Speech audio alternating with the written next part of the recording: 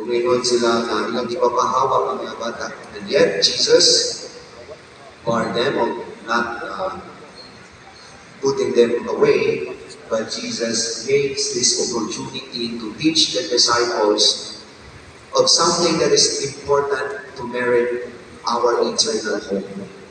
And then when Jesus said, whoever does not accept the kingdom of God like this child will not enter it. Kung sa itong dili pudawat sa dinarian sa Diyos Ama, dili mga bata, dili makasulod. Huwag yung mingon ng Ginoo, kung di mo mag-iskoyag si ITO, di mo kasulod sa langit. Huwag yung mingon ng Ginoo, nga kung di mo matap, i-graduate nyo sa CITO, otobra mo sa rainbow. Di mo kasulod sa langit. But here the Lord uses the child as the key to enter the kingdom of God. But what is in a child? Other than ang cute ng mga bata, yung natunaon o hindi sa dagway sa lingkanan, basta bata ka ni cute yung kayo, ano lang tanawang dagway sa mga magpapa. Hindi iliwan. Basta cute din ang bata. Makapawa sa problema, makapawa sa sapot.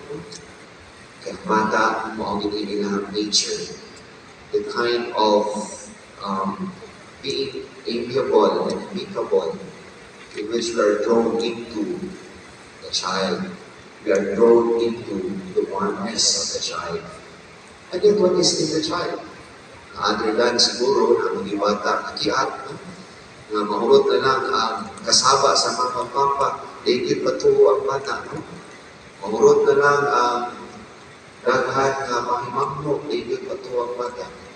And then what is in the child that Jesus uses in order to portray one very important virtue that can merit heaven, that can merit the kingdom of God.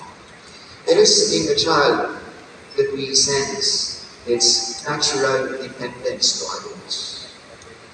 Na natural yun sa mga bata na dependent din sila sa mga elmo.